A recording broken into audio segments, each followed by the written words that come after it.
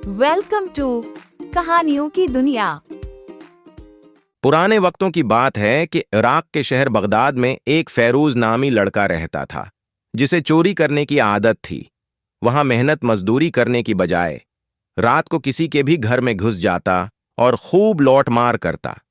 हैरत की बात यह थी कि वो वाहिद शख्स था जो कभी किसी से पकड़ा भी नहीं जाता था।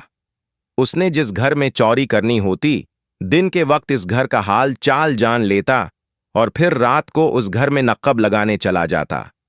एक दिन दोपहर के वक्त वो गांव के एक घर के सामने खड़ा था। उसे वहां खड़े काफी वक्त हो गया था। अचानक उसे उस घर के अंदर एक बूढ़ा शख्स दिखाई दिया, जो लाठी से चीजें टटोल कर इधर उधर चल रहा था, जिससे ये मालूम हुआ कि उस शख्स का नाम था हमायूं होता था कि बूढ़ा आंखों से नाबीना है। उस चोर ने जूते अपने हाथ में पकड़े और आहिस्ता आहिस्ता उस नाबीना शख्स के घर के अंदर दाखिल हो गया और इस घर के बुनियादी कमरे का जायजा लेने लगा। उसने देखा कि अंदर बहुत कीमती सामान पड़ा था। वो सोचने लगा कि अगर वो यहां पर चोरी करने में कामयाब हो गया तो उसके हाथ होंगे इतना माल लगेगा कि इसे अगले 2-3 साल कोई चोरी नहीं करनी पड़ेगी। जैसे दब्बे कदमों वो घर के अंदर दाखिल हुआ था, इन्हीं कदमों पे वो वापस घर को लौट आया। घर जाकर वो सोचने लगा कि मैं इतना ज्यादा माल अकेला वहां से नहीं निकाल सकता। मुझे अपने साथ किसी और को भी ले जाना चाहिए, ताकि वहां से ज्यादा हो सकता है माल चराया जा सके। इसी सोच में था कि उसका ख्याल अपने दोस्तों की तरफ गया, जो इसी की तरह गरीब और आवारा थे, लेकिन उन्होंने कभी चोरी नहीं की थी। वो भी बहुत ज़हीन थे, लेकिन अपना दिमाग अच्छे कामों में नहीं लगाते थे। फैरूज अपने घर से निकला और खेतों की तरफ चल पड़ा, जहां उसके दोस्त घास पर बैठे हुए थे। फैरूज ने उन्हें सलाम किया और उनके पास बैठकर उनका हाल पूछने लगा। फिर बोला, दोस्तों, मेरे पास तुम्हारे लिए काम है, जिसकी वजह से हम तीनों रातों रात अमीर हो सकते हैं। तुम सारा दिन फारिग बैठे रहते हो, कोई काम नहीं करते। अगर तुम चाहते हो कि पहले की तरह काम भी ना करना पड़े और माल भी हाथ लग जाए, तो तुम्हें मेरी बात मानकर एक काम करना होगा। बस तुम मेरे कहने पे चलो, फिर देखना हमें अमीर होने से कोई नहीं रोक पाएगा।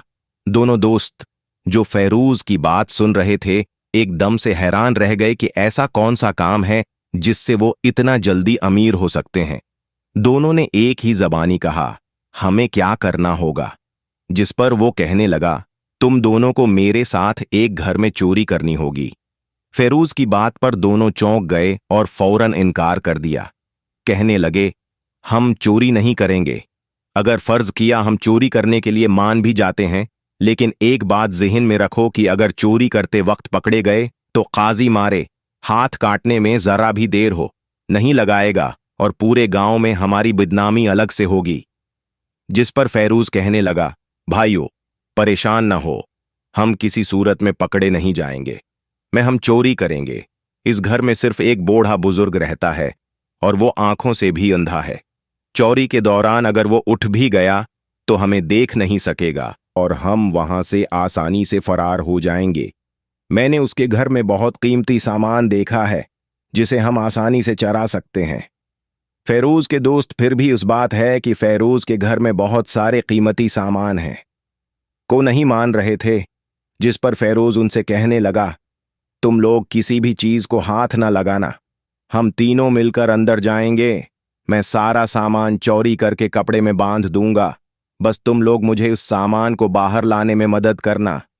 मैं तुम्हें उस काम का इतना इनाम ही दूंगा जितना चोरी करने में साथ होने पर देना था।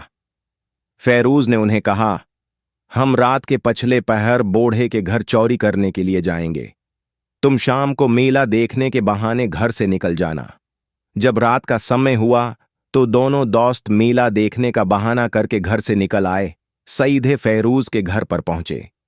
फैरूज पहले ही अपने दोस्तों का इंतजार कर रहा था। दरवाजे पर दस्तक होते ही वो फौरन घर से निकल आया और मिलकर इस बूढ़े के घर की तरफ चल पड़े। बूढ़े का घर साथ वाले मोहल्ले में ही था। कुछ मिनट चलने के बाद वो वहां ही था। पहुंच गए। तीनों ने बारी बारी दीवार पार की और घर के आंगन में जा पहुंचे। बुजुर्ग मरकजी कमरे से थोड़ा दूर एक चारपाई पर लेटा था। वहां उन दोनों की आवाज तब ही सुन चुका था जब उन्होंने घर में छलांग लगाई थी, लेकिन उन्हें वैसे ही दिखाया जैसे वो बेखबर सो रहा हो। बुजुर्ग को सोता हुआ देखकर वो कमरे में दाखिल हुए और चोरी में मशगूल हो गए। बुजुर्ग चुपके से उठा और कमरे का दरवाजा बाहर से बंद कर दिया। उसने शोर मचाया और आसपास के पड़ोसियों को उकट्ठा कर लिया। उन्होंने तीनों चोरों को पकड़ा और आंगन में मौजूद एक दरख्त के साथ बांध दिया। सुबह उन्हें काजी की अदालत में पेश किया जाना था। हाँ, शाम और तबरेज फैरूज से मुखातब होकर कहने लगे, हम तुम्हारी वजह से इस जगह पर बंद किए गए हैं। न हम तुम्हारा साथ देते और न यहां हैं पहुंचते। हम काजी की अदालत में भी साफ मक्कर जाएंगे। हमारा इरादा चोरी का नहीं था। फैरूज ने उन दोनों से कहा, बिल्कुल भाइयों, हमने काजी की अदालत में ये नहीं मानना कि असल चोर कौन है। जब काजी फैसला नहीं कर पाएगा कि असल मुजरिम कौन है, तो हमारे हाथ कटने से बच जाएंगे। अगले दिन तीनों चोरों को काजी की अदालत में पेश किया गया। वहां मौजूद बूढ़ा शख्स काजी से कहने लगा, मैं नाबीना हूं और मेरा एक बेटा है जो तिजारत के लिए दूसरे शहर गया हुआ है। मैं घर पर हूं, अकेला था। मुझे अकेला पाकर ये तीनों मेरे घर में घुसे, लेकिन खुदा को कुछ और ही मंजूर था। मैं आपसे गुजारिश करता हूं कि इन तीनों के हाथ कटवा दें ताकि आगे कोई भी शख्स चोरी करने से पहले 1000 बार सोचे। अब काजी उन चोरों से, जिस पर हर एक दोस्त कहने लगा, मैं चोर नहीं हूं, मैंने उन दोनों के कहने पर उनका साथ दिया है। तीनों दोस्त एक दूसरे को ही मुजरिम ठहरा रहे थे, जिस पर काजी के लिए यह फैसला करना मुश्किल हो गया कि असल मुजरिम कौन है। बुजुर्ग ने एक बार फिर काजी से कहा, अब मेरी बात माने और इन तीनों के ही हाथ काट दें। लेकिन काजी कहने लगा, उनमें से तो कोई मान ही नहीं रहा कि असल चोर कौन है। हर कोई दूसरे पर इल्जाम तराशी कर रहा है। हमें उन्हें उनके जर्म के मुताबिक सजा देनी होगी। काजी ने उन्हें गुस्से से कहा, तुम में से जो भी चोर है अपना जुर्म कबूल कर ले, वरना बाद में अच्छा नहीं होगा। काजी ने उन्हें मनाने की हर मुमकिन कोशिश की, लेकिन वो जो कह तो रहे, काजी बेबस हो गया। इसे समझ नहीं आ रही थी कि वो कैसे उनको सजा दे। काजी ने उनका इम्तिहान लेने की कोशिश की। काजी ने बावर्ची से उनको खाना पेश करने को कहा। सबसे पहले फैरूज को गोश्त पेश किया गया। उसने एक नवाला लेते ही थोक दिया और कहने लगा, ये कित्ते का गोश्त है। काजी हैरान रह गया। काजी ने फौरन बावर्ची से पूछा, क्या ये वाकई कत्ते का गोश्त है? बावर्ची बोला, नहीं काजी साहब, ये कत्ते का गोश्त नहीं, आप बेझिझक तहकीक करवा लें। काजी ने फौरन इस कसाई को बुलाया जिसकी दुकान से गोश्त आया था। काजी ने गुस्से से पूछा, क्या तुम अपनी दुकान पर कत्ते का गोश्त बेचते हो? तुम्हें उसकी सजा मिलेगी। ये सुनकर कसाई डर गया और कहने लगा, काजी साहब, ये बकरा ही था। असल में जब ये बकरा पैदा हुआ था तो उसकी मां मर गई थी। मुझे उस वक्त समझ नहीं आ रहा था कि उसे कैसे पालूं। एक दिन ये बकरा खुद ही एक कुतिया के नीचे बैठकर दूध पीने लगा। जब मैंने यह मंजर देखा तो उसे नहीं रोका। फिर ये रोजाना उसी का दूध पीने लगा और उसी कुतिया का दूध पीकर जवान हुआ है। उसकी कुछ हरकतें कतों जैसी थीं। शायद यही वजह है कि उसके गोश्त से कत्ते की बो आ रही होगी। काजी फैरूज की जानिब पर हैरान रह गया। अब दूसरे दोस्त हिशाम को दूध पेश किया गया। हिशाम ने दूध पीने से पहले उसे सौंघा, साइड पर रख दिया और कहने लगा, मैं ये दूध नहीं पी सकता। काजी ने पूछा, उसकी क्या वजह है? हिशाम कहने लगा, ये दूध जहरीला है, इसमें जहर मिलाया गया है, इसलिए मैं उसे नहीं पी सकता। काजी ने एक बार फिर बावर्ची की तरफ देखा और उसे दूध चेक करने को कहा। बावर्ची ने एक दूसरे बर्तन में दूध ढूंढेला। जब उसने सारा बर्तन खाली किया तो उसके अंदर एक मरी हुई छिपकली पड़ी थी। काजी एक बार फिर चौंक गया। अब तीसरे दोस्त तबरेज की बारी थी। उसे चने पेश किए गए, लेकिन उसने भी खाने से इनकार कर दिया और कहने लगा, ये चने पहले किसी घोड़े ने खाए हैं और उसके बच्चे हुए चने अब मुझे पेश किए गए हैं। काजी ने हैरानी से बावर्ची की तरफ देखा। बावर्ची कहने लगा, शायद ये सच कह रहा है। कल मैंने आपके घोड़े को जिस थैले में चने दिए थे वो थैला जाकर खाने में रख दिया। इधर एक दूसरा थैला पड़ा हुआ था। मुझे ये भूल गया कि मैंने घोड़े के सामने कौन सा थैला रखा था। शायद मैंने उसी थैले से चने निकाल लिए जिनमें से घोड़े ने खाया था, भी कादी सोच में पड़ गया। ये तीनों बहुत ज़हीन हैं, उनमें से असली चोर को पकड़ना बहुत मुश्किल है। काजी ने तीनों को पकड़कर जिंदान में डाल दिया और घर आकर सोचने लगा, आखिर में कैसे असली चोर को पकड़ूं। काजी का बेटा उसके पास बैठा था। अपने बाप को परेशानी में डूबा देखकर पूछने लगा, आबा जान, आप किस वजह से परेशान हैं? जिस पर काजी ने उसके सामने सारा माजरा पेश कर दिया। इस पर काजी का बेटा कहने लगा, बाबा जान, एक मौके मुझे देकर देखें, शायद मैं आपको असली चोर तलाश करके दे दूं। काजी ने अपने बेटे को एक मौका दे दिया। कल सुबह दोबारा काजी के सामने तीनों दोस्तों को पेश किया गया। काजी के बेटे ने तीनों की तरफ गौर से देखा और मुस्कुराकर बोला, मैं तुम लोगों को एक किस्सा सुनाना चाहता हूं। किसी शहर में एक लड़की अपने शौहर के साथ रहती थी। उसे एक खत मिला जिसमें लिखा था कि उसका बाप बहुत ज्यादा अलील है और उसके इलाज के लिए पैसा चाहिए। लड़की के पास कोई पैसा नहीं था। उसने अपने शौहर से कहा, मेरे बाबा बहुत बीमार हैं, मुझे उनके इलाज के लिए पैसे की जरूरत है। उसके शौहर के पास भी कोई पैसे नहीं थे।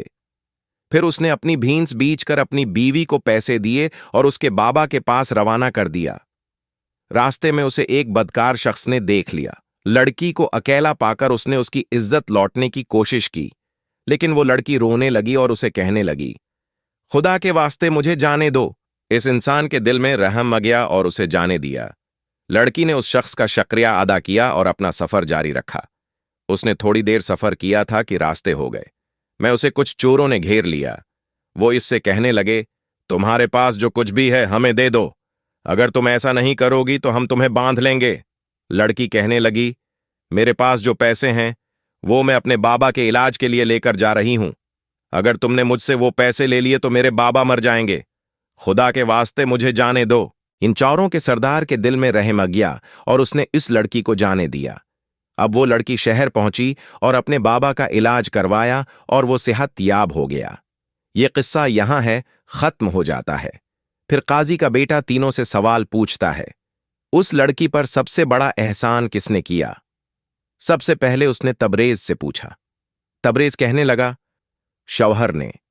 अगर उसके शौहर ने भैंस बेचकर उसे पैसे न दिए होते तो वो अपने बाबा का कभी भी इलाज न करवा पाती। अब काजी का बेटा हिशाम के पास गया और उसे कहने लगा, तुम बताओ, लड़की पे सबसे बड़ा एहसान किसने किया? हिशाम कहने लगा, लड़की पर सबसे बड़ा एहसान इस बदकार शख्स ने किया जिसने उस लड़की को कुछ नहीं कहा और जाने दिया, क्योंकि एक लड़की की इज्जत उसकी जान से भी ज्यादा अजीज होती है। इसके बाद काजी का बेटा तीसरे शख्स फैरूज के पास गया और उससे कहने लगा, तुम बताओ, उस पर सबसे बड़ा एहसान किसने किया? फैरूज ने कहा, उस लड़की पर सबसे बड़ा एहसान इस चोर ने किया। अगर वो चोर उस लड़की से सारा माल छीन लेते तो वो अपने बाप का कभी भी इलाज न करवा पाती, इसलिए सबसे बड़ा एहसान चोर ने किया। इस पर काजी के बेटे ने अपने बाप से कहा, यही शख्स असली मुजरिम है। काजी हैरान रह गया और अपने बेटे से पूछने लगा, तुम्हें कैसे पता चला कि ये मुजरिम है?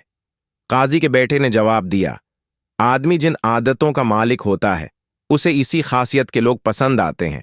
इसीलिए तो इस इंसान ने एक चोर की अच्छाई को पसंद किया और उसकी तारीफ की। इसके बाद काजी ने अपने सिपाहियों को हुक्म दिया कि वो फैरूज को ले जाकर तफ्तीश करें। चोर फैरोज पहले ही साबित हो चुका था। थोड़ी सी मार पड़ने पर वो अपना जुर्म कबूल कर गया। ज्यादा तफ्तीश के बाद साबित हुआ कि फैरोज ही असल चोर है और बाकी उसके दोनों दोस्त माल को ले जाने में उसके माविन थे। काजी ने फैरोज के हाथ कटवा दिए और बाकी दो को 7 साल कैद की सजा सुना दी। तो प्यारे दोस्तों, इस कहानी से हमें सब कुछ मिलता है कि चोर की मदद करने वाला शख्स खुद भी इतना ही कसूरवार होता है जितना कि असल चोर, क्योंकि बुराई को सहारा देना भी बुराई करने के बराबर है। अगर कोई शख्स चोर की मदद हुए तो वो भी चोर हो जाता है, करता है, उसे छिपाता है या उसके जुर्म पर पर्दा डालता है तो वो इंसाफ के रास्ते में रुकावट बन जाता है। ऐसा शख्स न सिर्फ खुद को गुनाह में मुलव्वस करता है बल्कि माशरे में बद्दी को फैलाने का जरिया भी बनता है। ये सच है कि बुराई को सहारा देने वाला भी बड़े अंजाम से नहीं बच सकता।